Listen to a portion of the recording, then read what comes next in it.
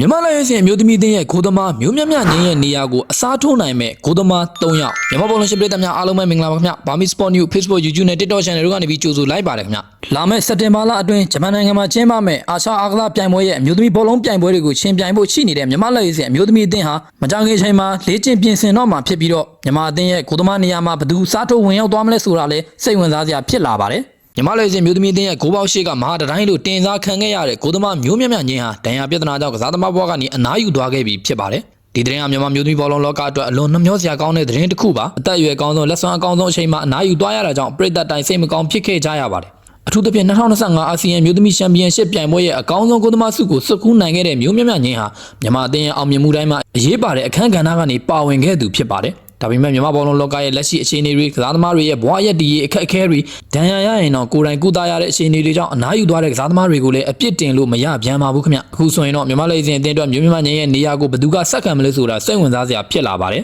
ဒီဟာဒီမြန်မာမျိုးသမီးလေးမှာလက်စွမ်းပြနေတဲ့ဂိုသမားတွေတဲကမှဖြစ်နိုင်ခြင်းအများဆုံးဂိုသမား3ယောက်ကိုဖော်ပြပေးခြင်းပါတယ်ခင်ဗျ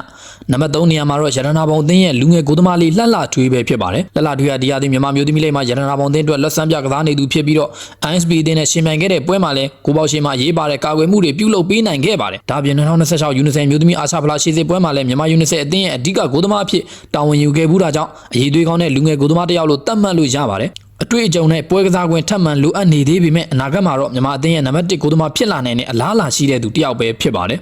နံပါတ်2နေရာမှာတော့ AR မျိုးသမီးတင်းရဲ့ဂိုသမားအီစနာဇော်ပဲဖြစ်ပါတယ်ခင်ဗျအီစနာဇော်ဟာမြန်မာလက်စင်အသင်းမှာလည်းရွေးချယ်ခံထားရသူဖြစ်ပြီးတော့2025-26မြန်မာမျိုးသမီးလိချန်ပီယံ AR အသင်းရဲ့အဓိကဂိုသမားလေးဖြစ်ပါတယ်ဒီဟာဒီမှာလဲစွမ်းဆောင်ရည်ပိုင်းတည်ငြိမ်နေပြီးတော့လက်ရှိမြန်မာမျိုးသမီးလိပွဲစဉ်6ပွဲမှာ3ဂိုးသာခွင့်ပြုထားနိုင်တာကသူ့ရဲ့လက်စွမ်းကိုတက်တည်ပြနေတာပဲဖြစ်ပါတယ်အတွေ့အကြုံပိုင်းမှာလဲအားသာချက်ရှိတာကြောင့်မျိုးမြတ်ငင်းရဲ့နေရာကိုဝင်ရောက်ဖြည့်ဆည်းပေးနိုင်မဲ့အကောင်းဆုံးရွေးချယ်မှုတွေကတစ်ယောက်ဖြစ်ပါတယ်ခင်ဗျာမျိုးမြတ်ငင်းရဲ့နေရာကိုအကောင်းဆုံးဆက်ခံနိုင်မဲ့နံပါတ်1နေရာမှာရှိနေတာကတော့ ISP အသင်းရဲ့ဂိုသမားဇူလန်နဒီပဲဖြစ်ပါတယ်ဇူလန်နဒီဟာ ISP အသင်းရဲ့အဓိကဂိုသမားဖြစ်တယ်လို့မြန်မာလူစင်အသင်းမှာလဲမျိုးမြတ်ငင်းနဲ့အတူရွေးချယ်ခံထားရတဲ့သူဖြစ်ပါတယ်အရက်အမောင်းကောင်းမွန်မှုရှိပြီးတော့ကိုပေါရှိမှတည်ငြိမ်တဲ့စွမ်းဆောင်ရည်ပြသနိုင်တဲ့အပြင်အမြင့်ဘောတွေကိုထွက်ပေါ်ရမှာကောင်းမွန်တဲ့စွမ်းဆောင်ရည်ကိုပြသထားနိုင်ပြီးတော့အသင်းကိုလည်းယုံကြည်မှုအပြည့်ပေးနိုင်တဲ့ဂိုသမားတစ်ယောက်ဖြစ်ပါတယ်ဒီဟာဒီမြန်မာမျိုးသမီးလိမ့်မှာလည်းပေးကိုအနည်းဆုံးအသင်းတွေကတသင်းဖြစ်အောင်ကူညီပေးထားနိုင်တာကြောင့်လက်ရှိအချိန်မှာမျိုးမြတ်ငင်းရဲ့နေရာကိုအစားထိုးဖို့အဆင်သင့်ဆုံးသူအဖြစ်မြင်မိပါတယ်ခင်ဗျာဒါပေမဲ့မျိုးမြတ်ငင်းလိုအတွေ့အကြုံနဲ့ဥဆောင်နိုင်စွမ်းရှိတဲ့ဂိုသမားတစ်ယောက်ကိုအစားထိုးဖို့ဆိုတာတော့လွယ်ကူတဲ့ကိစ္စတော့မဟုတ်ပါဘူးဘယ်သူပဲရွေးချယ်ခံရပါစေနိုင်ငံအသင်းရဲ့နံပါတ်1ဂိုသမားအဖြစ်ရပ်တည်နိုင်ဖို့အချိန်